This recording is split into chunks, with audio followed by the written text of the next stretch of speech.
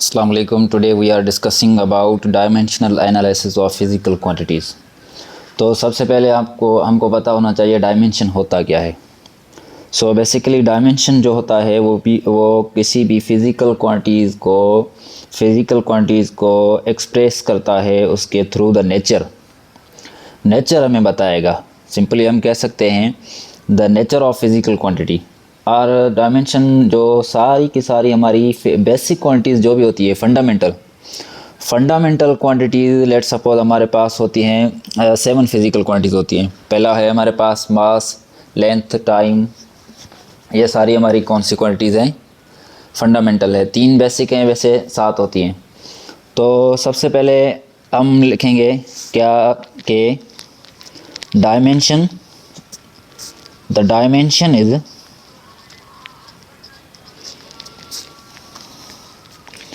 Nature of physical quantity. क्या? Nature of physical quantity. और आप दूसरे पॉइंट में ये भी कह सकते हैं कि ऑल बेसिक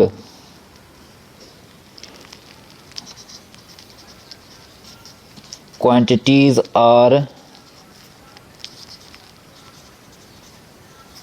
डायमेंशंस। सारी जो बेसिक क्वांटिटीज़ हैं हमारी वो क्या है? हमारी डायमेंशनल एनालिसिस होती हैं। उसके बाद हम कह सकते हैं कि ये जो डायमेंशन है the dimension is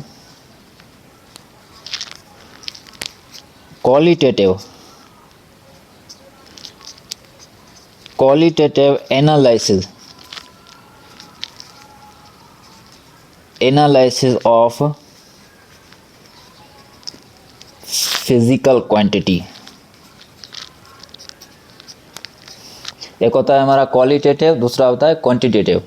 let suppose मैं आपको एक बात कह दूं कि हमारे पास ये है, कोई भी है, टाइम ले ले, टाइम ना लें आप, मास ले लें।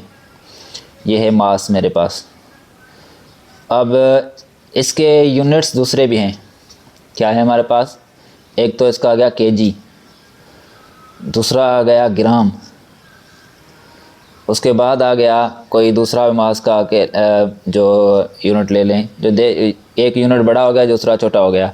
अब जितने भी यूनिट्स हम निकालेंगे ना, जो ये यूनिट्स होंगे दूसरे यूनिट्स छोटे हो या बड़े हो, ये क्वांटिटी में बताएंगे, मिकदार बताएंगे। किसी भी फिज़िकल क्वांटिटी की क्या बताएंगे? मिकदार बता सकते हैं। तो ये हमारे जो होते हैं ये क्वांटिटेटिव एनालिसिस होता है। और दूसरा जो होता है क्वालिटेटिव मीन्स के क्वांटिटी हमारी एक ही है, जिसके जो यूनिट्स हैं ना ये डिफरेंट है, इसको हम क्वांटिटेटिव कहेंगे। तो सबसे पहले हमारे पास जो 7 बेसिक क्वांटिटीज़ हैं, कितने हैं? 7 basic physical properties, physical quantity sorry. तो उनके डायमेंशन का हमें पता होना चाहिए कौन सी हैं वो। पहले हमारे पास क्वांटिटी नंबर 1 है, जो है हमारे पास, पहले हमने देखा था कि हमारे पास है मास। क्या है ये? आप कंसिडर कर लें मास का यूनिट क्या होना चाहिए? डायमेंशन क्या होना चाहिए? तो डायमेंशन इसका होगा m। क्या होगा? m। तो एक बात और याद रखें कि डायमेंशन ऑलवेज क्या? Dimension always written in square brackets में लिखना है हमें। डायमेंशन जो कहाँ रखना है? स्क्वायर ब्रैकेट के अंदर रखना है हमें। सो दूसरा हमारे पास आ जाएगा लेंथ। क्या आ जाएगा?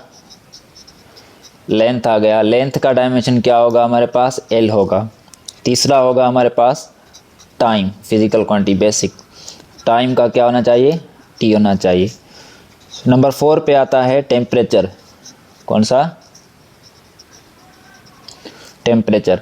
अब टेम्परेचर का जो यूनिट है वो होता है हमारे पास केल्विन।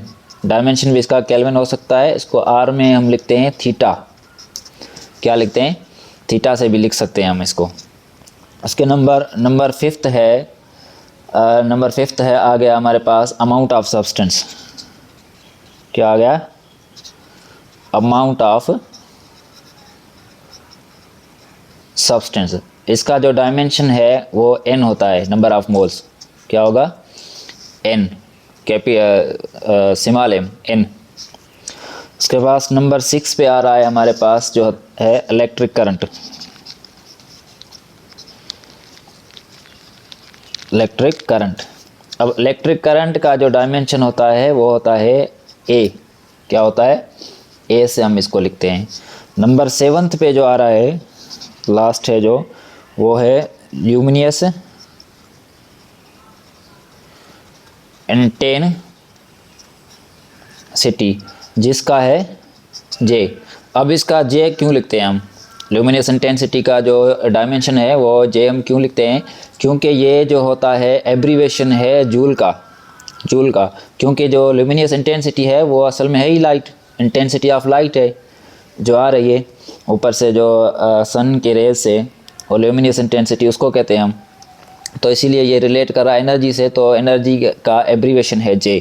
इस वाले से हम इसको डिनोट करते हैं इसको। उसके बाद ये तो है गए हमारे फंडामेंटल क्वांटिटीज़ के डायमेंशन। किसके हो गए? फंडामेंटल क्वांटिटीज़ के डायमेंशन हो गए। अब हम आ रहे हैं इसके डेराइव्ड क्वांटिटीज़ के डायमेंशन पे। आगे जो हमारे पास डेराइव्ड क्वांटिटीज़ होती हैं उनके डायमेंशन होते हैं, वो कैसे होंगे।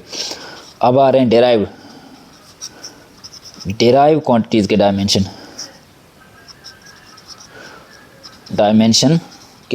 किनके? डेराइव क्वांटिटीज़ के। अब सबसे पहले आप लिखें कि मेरे पास एक क्वांटिटी है जिसका नाम है, मैं वेलोसिटी का ले लेता हूँ। किसका? वेलोसिटी का।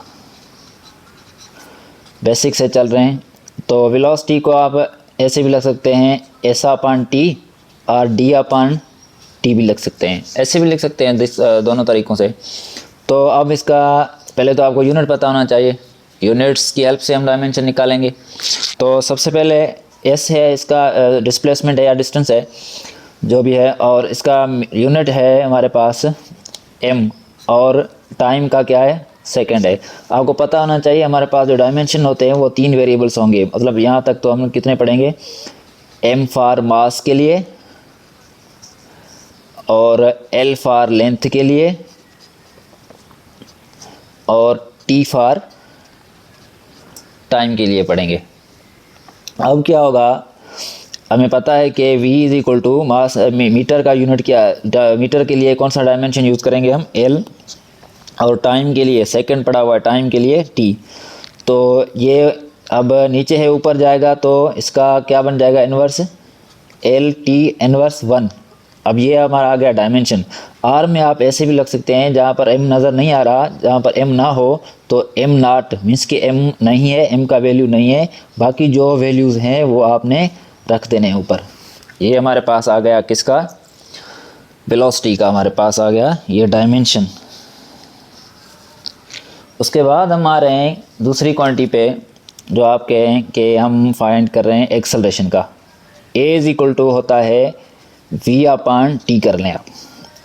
तो ये वेक्टर क्वांटिटीज़ हैं। अब क्या करना है हमें? अब आ जाएं acceleration is equals to, acceleration is equal to V का आपने यूनिट अब फाइंड किया और डायमेंशन फाइंड करके आए, तो क्या है वो हमारा? V का यूनिट रखें पहले, मीटर पर सेकंड अपॉन में सेकंड। अब क्या हो जाएगा कि ये एक्सेलरेशन, ये इन्वर्स वाला ऊपर चला जाएगा तो ये बन जाएगा S का स्क्वायर। तो आगे क्या होगा? ये L अपॉन में T का स्क्वायर, सो LT इन्वर्स स्क्वायर। अब इसको भी सेम तरीके से आप लिख सकते हैं कि m not LT inverse square. अब ये आ गया हमारे पास एक्सेलरेशन का डायमेंशन आ गया। उसके बाद हम आ रहे हैं हमारी फोर्स पे। कौन सी? ये हो गया हमारे पास पहला, ये हो गया दूसरा। अब तीसरे नंबर पे आ रहे हैं फोर्स पे। F is equal to MA। तो F is equals to M यानी मास का यूनिट है हमारे पास kg, इनटू मल्टीप्लाई करेंगे एक्सेलरेशन का यूनिट हमें पता है कि मीटर पर सेकंड स्क्वायर होता है। तो आगे चलें, F इज इक्वल टू के जी के लिए हमने क्या यूज़ किया था, M, मास के लिए, मास है, के जी मास है, मास के लिए हम M यूज़ करते हैं, मल्टीप्लाई में M मीन्स के लेंथ अपान में T का स्क्वायर।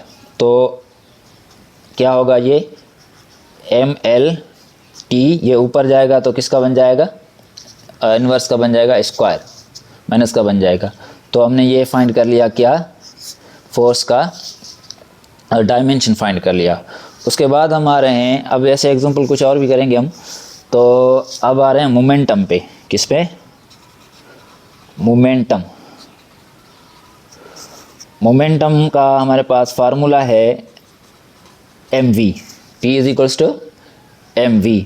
तो सबसे पहले p is equals to m for mass kg, और वेलोसिटी का यूनिट क्या है, मीटर पर सेकेंड। तो p is equals to m multiply, अब लेंथ है तो लेंथ लगा दें और टाइम लगा दें। तो आगे करेंगे तो क्या बन जाएगा, MLT इनवर्स 1, क्या हो गया 1, MLT इनवर्स 1, ये आ गया हमारे पास मोमेंटम का डायमेंशन।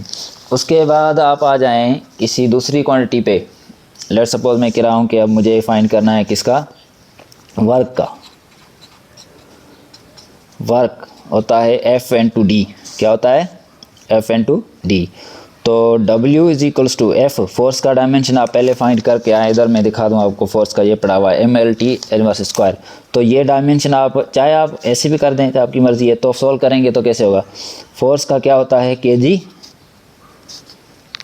MA होता है ना, MA kg into metre per second square, और डिवाइड में क्या रखना है, हमारे पास है लेंथ यानी मीटर, ये भी।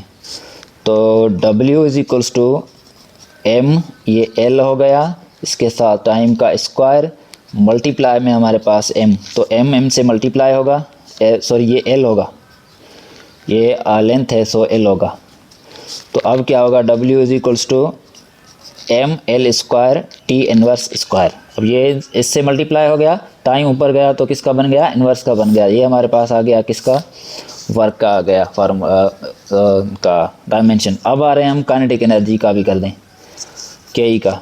तो 1/2 mv स्क्वायर। सो के इज इक्वल्स टू, आपको पता होना चाहिए जहाँ भी डायमेंशन हो, क्या हो, 1 हो, पाई हो, या कोई भी डायमेंशन हो, ई हो, या कोई भी मतलब कि कांस्टेंट हो, क्या हो, सॉरी, कांस्टेंट का कोई डायमेंशन नहीं होता। कांस्टेंट जहाँ भी आएगा आप उसको इग्नोर कर सकते हैं। तो कांस्टेंट का डायमेंशन होता ही नहीं है, तो उसको छोड़ दें आप।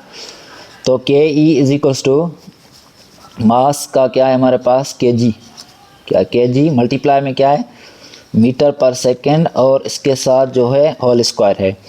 तो के जी इज इक्वल्स टू, इसके साथ m आ गया, यानी मास वाला, और ये मीटर स्क्वायर अपान में टाइम का स्क्वायर। अब ये मीटर नहीं, लेंथ कर दें आप इसको, इसका भी स्क्वायर हो गया, इसका भी स्क्वायर कर डायरेक्ट कर दें। तो K E is equals to ML square, ये ऊपर जाएगा तो किसका बन जाएगा, इनवर्स का बन जाएगा। तो काइनेटिक एनर्जी का हमारे पास ये आ गया, डायमेंशन आ गया। इस तरीके से आप जो है किसी दूसरी क्वांटिटीज़ का भी फाइंड कर सकते हैं। जैसे आपको मैं बता दूं कि हम करेंगे अब पावर का करें, पावर का भी करें या टार्क का करें। चलो टार्क का करते हैं, टार्क का डायमेंशन हम फाइंड करेंगे। ये लास्ट कर रहे हैं टार्क का डायमेंशन। तो torque, tau is equals to R into F, ये होता है इसका formula. Tau is equals to R, यानी किसकी डायमेंशन है, लेंथ की है।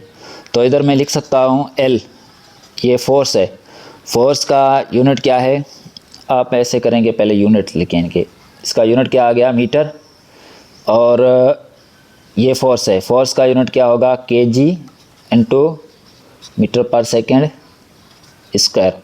सो टाउ इज इक्वल्स टू, ये आ गया लेंथ मल्टीप्लाई में m यानी मास मल्टीप्लाई में L अपान में T का स्क्वायर, ऐसे होगा।